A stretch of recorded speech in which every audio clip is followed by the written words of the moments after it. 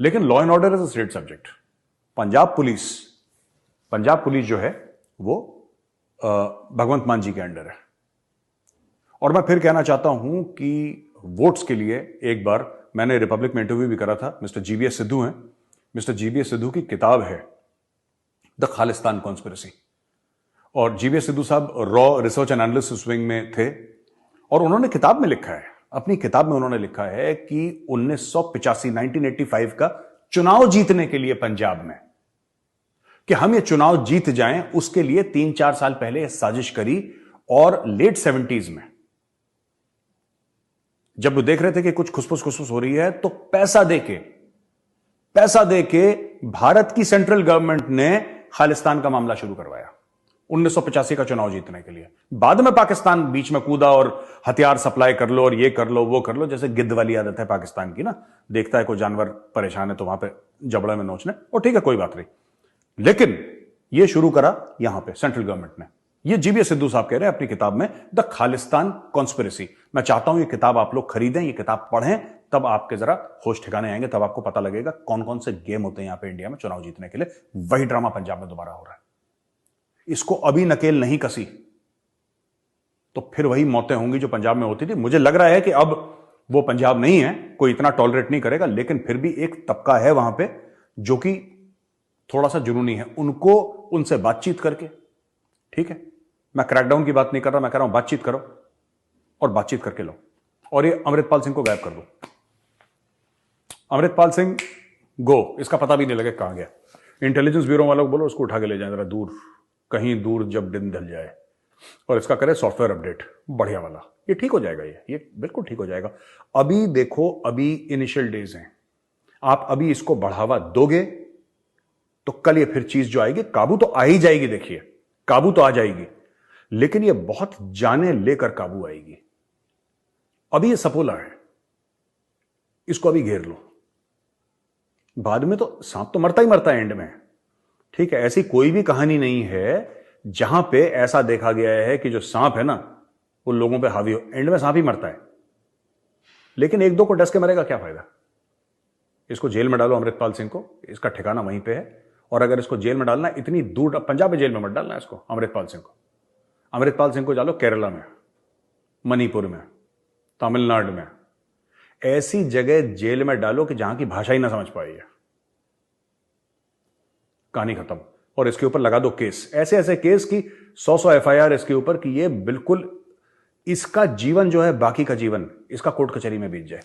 That is the only way to handle this guy, and solid iron clad cases. एक और बात मैं आपको बताता हूं, और अगर मुझे देखिएगा, मोदी जी कहां ही सुनेंगे हमारी बात यार, हम तो बहुत छोटे हैं उनके सामने, हम तो कुछ भी नहीं है। लेकिन अमित शाह जी और मोदी जी, मैं एक चीज, अगर आप तक ये बात पहुंचती है सर, आपने सुना होगा और सभी लोग जानते हैं जिन्होंने रामायण पढ़ी है, रामायण देखी है, रामायण सुनी है, रावण की जान ना उसकी नाभि में थी जहां पे वो अमृत का कलश था। अमृतपाल सिंह जैसे 100 लोग आएंगे, और जिस तरीके से रावण का सर कटता गया वो कटता रहेगा, दूसरा सर आता रहेगा। जो अमृतपाल सिंह है ना, वो एक आइडिया है, वो बंदा नहीं है, वो एक आइडिया है। भिंडरा वाले एक आइडिया है। दोस्तों मैं ये कह रहा हूं कि you cannot kill an idea with a gun, you have to kill an idea with an idea. An idea can only be defeated by an idea. मैं इस बात से कन्विंस्ड हूं। और इनको जान कहां से आती है, ये जो रावण है ना, ये रावण, इसकी नाभि में जो अमृत का कलश है ना, जिसमें मारेंगे तीर तो रावण मरेगा, ये पाकिस्तान में, मानिए मेरी बात। आप जितनी पाकिस्तान की चूड़ियां कसेंगे ना, जितना पाकिस्तान मिजरेबल होगा, जितना पाकिस्तान परेशान होगा, हिंदुस्तान में उतनी शांति होगी, उतना सुख होगा।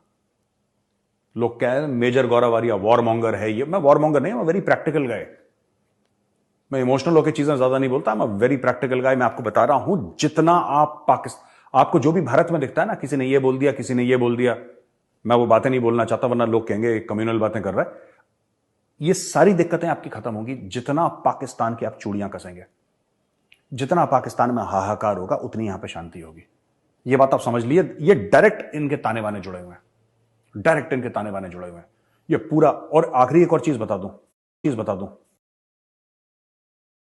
खालिस्तानियों ने वहां पे मंदिर तोड़ दिया ऑस्ट्रेलिया में, या कहीं पे मंदिर तोड़ दिया। ये क्यों तोड़ रहे हैं मंदिर, मैं आपको आज बताता हूं ये क्यों मंदिर तोड़ रहे हैं। ऐसा नहीं कि इनके मन में हिंदुओं के खिलाफ नफरत है, वो भी होगी, but that is not the main reason. Main reason इसका भाई साहब यही है कि ये लोग चाहते हैं कि इतने मंदिर तोड़ें ये कि भारत में भीड़ एक इकट्ठा हो जाए और वो किसी गुरुद्वारा साहब को जाकर डैमेज कर दे।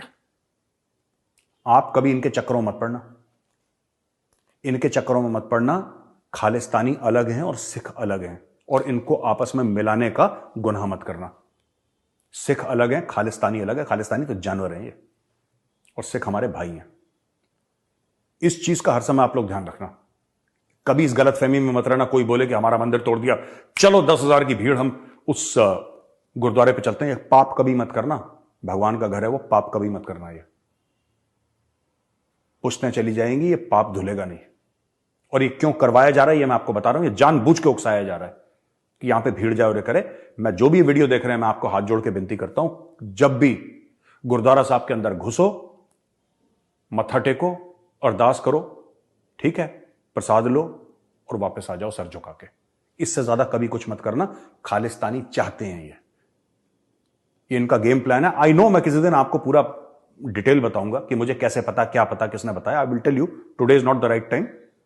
पर मैं आपको बता रहा हूं, दिस इज द गेम, कि आपको भड़का के कुछ ऐसा करवाएं भारत के अंदर। और ये कभी मत होने देना भाइयों, कभी मत होने देना। अब दोस्तों, ऐसा कैसे हो सकता है कि हम पाकिस्तान की बात ना करें? मुझे भी लग रहा था यार कुछ मिसिंग है इसमें।